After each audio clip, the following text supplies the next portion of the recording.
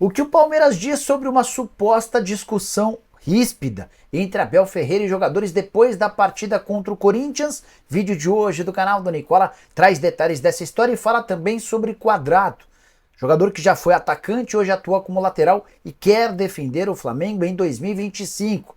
Quero te falar também sobre Hugo Souza. O goleiro resolveu se pronunciar sobre a possibilidade de ficar ou não no Corinthians para a próxima temporada. Preciso atualizar ainda sobre a Nike no Vasco, sobre as últimas do mercado, a FIFA apresentando as regras do Super Mundial de Clubes do ano que vem e se há proposta ou não do Porto por Moreira, jogador do São Paulo.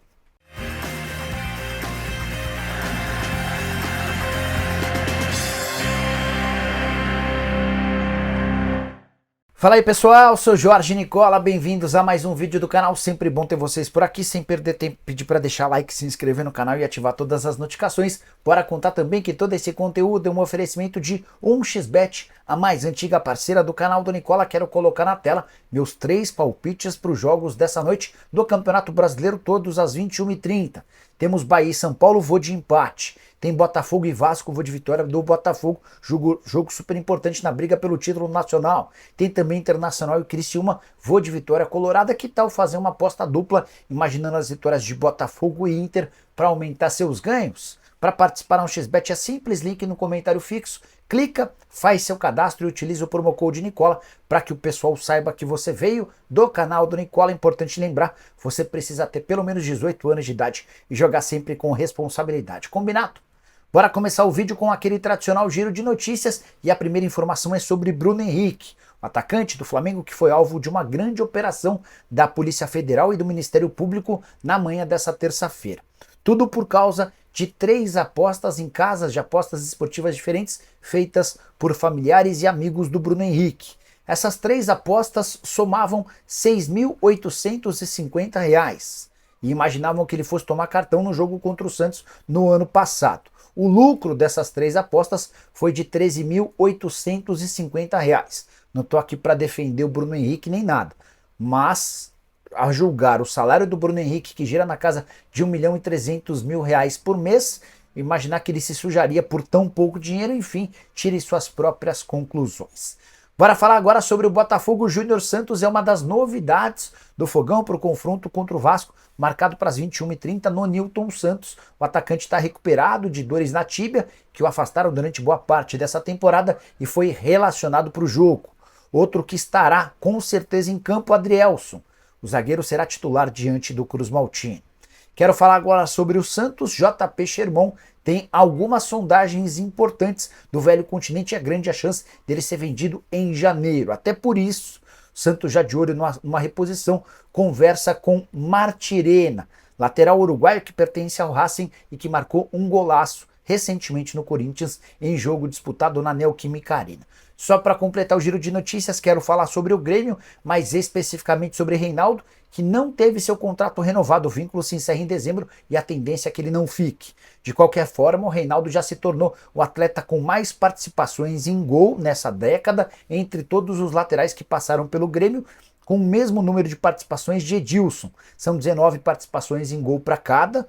O Reinaldo fez 9 gols, deu 10 assistências, tudo isso em 89 jogos. O Edilson precisou de 150 jogos para alcançar essas 19 participações. Bora falar agora sobre a crise no Bahia, que tem um nome: Rogério Ceni.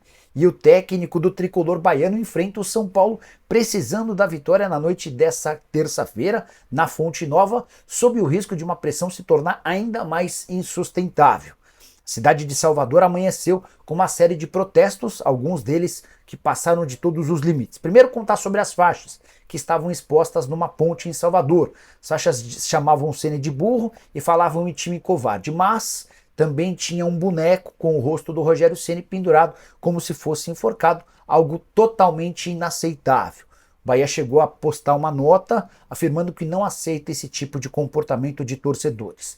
Tricolor, que é o 7º colocado, ainda briga por vaga na pré-Libertadores e precisa vencer o São Paulo. 6º colocado, a diferença entre os times é de 5 pontos.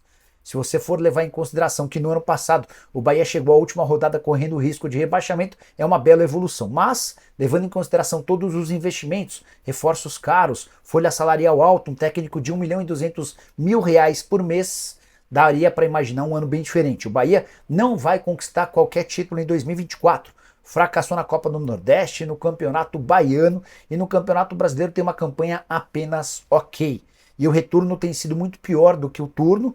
Na primeira parte do campeonato foram 31 pontos. Na segunda, 15 pontos conquistados em 12 rodadas, restam apenas 7. Você acha que da São Paulo ou da Bahia? Palpite difícil, use o espaço para comentário para registrar sua opinião, beleza? Bora falar agora sobre o outro lado do jogo, mais especificamente sobre Moreira, lateral direito que tem sido pouco aproveitado pelo São Paulo. O jornalista aqui de São Paulo contou que o Moreira foi alvo de uma proposta oficial do Porto. São Paulo já teria recebido um papel timbrado do clube de português com uma oferta de 4 milhões de euros para a liberação do Moreira no fim da temporada. Proposta, inclusive, precisaria ser respondida nas próximas horas. Informação do Rafael Emiliano. Importante contar que eu conversei com um dirigente do São Paulo para saber se de fato o tricolor foi procurado, se existe negociação, se o Moreira está perto de ser vendido. A resposta, abre aspas, nenhuma proposta oficial, não tem absolutamente nada por agora, fecha aspas. O Moreira, jogador revelado na base do São Paulo, chegou a ter propostas de empréstimo do próprio Porto, do Internacional e do Vitória na metade do ano. Foi o Moreira quem decidiu permanecer no clube. Não tem sido muito aproveitado pelo Zubeldia, costuma ser a terceira opção na lateral direita, atrás do Rafinha e também do Igor Vinícius. Só para completar sobre o São Paulo, Tricolor precisará fazer vendas no fim dessa temporada e o Moreira é uma das alternativas, mas o Tricolor assegura que não tem propostas em sua mesa nesse momento. Hora de falar sobre o Super Mundial de Clubes. A FIFA fez uma série de revelações sobre como é que vai funcionar o torneio, marcado para 15 de junho a 13 de julho do ano que vem nos Estados Unidos. Serão 32 times divididos em 8 grupos, ou seja, 4 times para cada grupo. Os 2 primeiros passam de fase e a partir daí a gente passa a ter mata-mata a partir das oitavas de final. Importante lembrar que o primeiro critério de desempate nessa fase de grupos será o critério, o confronto direto. Então, se por exemplo o Palmeiras cair num grupo com o Porto e eles terminarem empatados em segundo colocados, na segunda colocação, quem tiver feito o melhor resultado no confronto entre eles passa para a próxima fase. Outra coisa legal que eu queria contar para vocês, empate no mata-mata representa a prorrogação, em caso de novo empate, decisão por pênaltis. Dos 32 times que disputarão o Super Mundial, só um ainda não está definido, falta a definição do campeão da Libertadores. O Atlético Mineiro e o Botafogo se enfrentam em jogo marcado para 30 de novembro, quando a gente vai conhecer o último clube classificado. Serão 4 brasileiros, o Fluminense, o Palmeiras e o Flamengo já estão garantidos. Quero falar agora sobre o Vasco. Contei para vocês informação super importante e exclusiva na manhã dessa terça-feira. O Edu Gaspar, novo CEO de um grupo de times de um magnata grego. O Edu tem a missão de comprar um time no Brasil e o Vasco é uma possibilidade absolutamente real. As negociações estão em andamento e qualquer novidade eu conto para vocês. Quero contar agora sobre a busca do Vasco por um fornecedor de material esportivo. O contrato atual com a Capa se encerra em maio de 2025 e o Vasco trabalha em algumas frentes. Conversando com a própria Capa, além da Mizuno e da Nike. Não há nada definido, nem algo perto de ser fechado. E se a conversa com o magnata grego avançar, é possível que o Vasco adie essa decisão para um novo proprietário. Só para explicar cada uma das possibilidades. A Nike tem apenas um clube que ela veste no futebol brasileiro, o Corinthians. A operação não anda muito boa, ela chegou a conversar com o Atlético e só buscaria um outro clube se ela percebesse que fosse uma saída super interessante. Em relação à Mizuno, essa quer expandir o mercado no Brasil.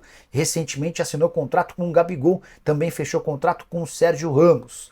Em relação à Capa, torcedor do Vasco gosta da Capa, tem uma relação sentimental, além de uma série de outras vantagens, como por exemplo a liberdade na criação de peças e produtos exclusivos. Mas a Capa precisaria melhorar consideravelmente a questão financeira para que esse contrato seja renovado. Bora falar agora sobre Quadrado, informação exclusiva, certamente vocês vão lembrar desse atacante colombiano, 36 anos de idade, que hoje joga como lateral. Passou pela seleção colombiana por muito tempo, também vestiu a camisa da Juventus da Itália por mais de 8 temporadas. Nas últimas temporadas esteve primeiro na Inter de Milão e agora defende a Atalanta. A informação que eu quero contar para vocês é que o Quadrado pretende jogar no Flamengo e ele fez esse recado chegar aos dirigentes do Fla por meio do Alexandro, lateral esquerdo do Flamengo, que foi seu parceiro durante muitos anos na própria Juventus. O Alexandro levou o recado aos dirigentes do Fla, que ficaram de analisar as possibilidades para, eventualmente, em caso de interesse, apresentarem uma proposta. Só para explicar um pouquinho do momento do Quadrado, jogador que se mudou para a Atalanta na atual temporada, o time é o terceiro colocado no campeonato italiano, mas o Quadrado não tem sido muito utilizado, são 7 partidas na atual temporada. Com a camisa da Juventus foram 314 partidas, com 27 gols marcados. O contrato dele na Atalanta se encerra em junho de 2025 e se o Flamengo demonstrar interesse, não descartaria a possibilidade até de uma rescisão de contrato com a Atalanta para chegar ao rubro-negro em janeiro do ano que vem. Vale a lembrança de que o Flamengo tem para esse setor Wesley e Varela, os dois podem deixar o clube. O Wesley praticamente negociado na metade do ano, na última hora o acordo acabou caindo. Só para completar sobre o Flamengo, Gabigol, Arrascaeta, Gerson, Léo Ortiz e Wesley não viajaram para Belo Horizonte e estão fora do confronto do Campeonato Brasileiro contra o Cruzeiro nessa quarta-feira no Independência. Um provável Flamengo com Rossi, Varela, Fabrício Bruno, Davi Luiz e Ayrton Lucas, Alan, Pulgar, Alcaraz e Matheus Gonçalves, Gonzalo Plata e Bruno Henrique. Preciso atualizar vocês agora sobre Hugo Souza. O goleiro permanecerá ou não no Corinthians para 2025? Ele foi perguntado sobre o tema depois da vitória do Timão por 2-0 contra o Palmeiras na Neoquímica Arena nessa segunda-feira. A resposta do Hugo, abre aspas, acho que isso é o presidente e a diretoria que vão resolver da melhor forma possível. Mas acho que eles não vão deixar que eu vá embora. Tenho certeza disso. Eu também não quero ir embora. E eu sei que isso vai ser resolvido da melhor forma possível, fecha aspas. Tem algumas partes super importantes. Do Hugo deixando claro a intenção dele em permanecer e confiando na palavra do Augusto Melo de que a questão com o Flamengo será solucionada. Só para vocês entenderem, contrato de empréstimo prevê a compra em 4 parcelas de 200 mil euros, totalizando 800 mil euros ou mais ou menos 5 milhões de reais. Corinthians insiste em fazer essa compra de maneira parcelada, alegando que não tem esse dinheiro momentaneamente. Já o Flamengo prefere receber a grana à vista e já recusou a primeira garantia oferecida pelo Corinthians. Na oportunidade, o Timão havia colocado como um fiador o contrato da Brax. O problema é que esse contrato da Brax já havia sido utilizado como fiador na compra do Mateuzinho e não garantiu ao Flamengo uma das parcelas que atrasaram. Só para completar, o Corinthians tem prioridade na compra do Hugo com essas condições especiais somente até 30 de novembro. Então isso precisa ser resolvido ainda nesse mês. E aí há um outro problema. O Timão acaba de sofrer um transfer ban que vai impedi-lo de registrar atletas pelas 3 próximas janelas, a menos que solucione uma dívida de 6 milhões e 900 mil reais com o Fabián Balbuena, zagueiro que foi à FIFA para processar o Timão. Só para completar em relação ao Corinthians, Memphis Depay jogou com intoxicação alimentar. Diante do Palmeiras, atuação abaixo do atacante holandês, que teve dor no estômago, febre e vômitos ao longo do dia, foi a opção dele entrar em campo. A saideira sobre o Timão, a Easy Seguros, renovou o contrato com o Corinthians até 2025, dezembro de 25. Ela também estampará o uniforme do time sub-20 e também do time feminino.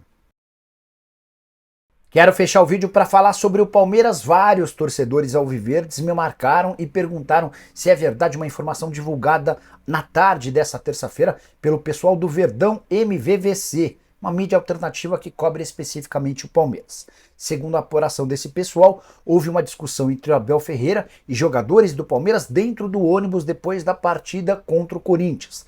Na volta da Neoquímica Arena até o centro de treinamento, uma discussão ríspida, com o dedo na cara, enfim, um clima bastante pesado.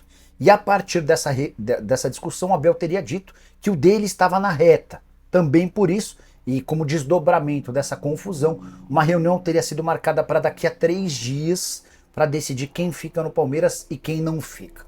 Confesso que achei a história meio esquisita. Discussão dentro do ônibus. Reunião daqui a 3 dias, fui checar com uma pessoa próxima a Leila Pereira, pessoa da minha confiança, que eu acho que não me enganaria. Resposta sobre esse tema, abre aspas, absurdo completo. Não houve absolutamente nada. Total fake news, fecha aspas. Que o clima certamente não foi bom depois da derrota por 2-0, isso é público e notório. Mas a discussão, dedo em riste, briga dentro do ônibus, Palmeiras assegura que não existe absolutamente nada nesse sentido. Vale a lembrança de que a derrota pode permitir ao Botafogo abrir 6 pontos de vantagem se o Fogão vencer Vasco na noite dessa terça-feira. Ele amplia para 6 sua vantagem em relação ao vice-líder Palmeiras, isso tudo a 6 rodadas do fim do Campeonato Brasileiro. E você, o que pensa sobre esse momento do Palmeiras? Usa o espaço para comentário, só não esquece de deixar like, de se inscrever no canal. A gente se encontra a partir das 7 da noite aqui para fazermos a tradicional live do canal do Nicola. Abraço para todos, tchau!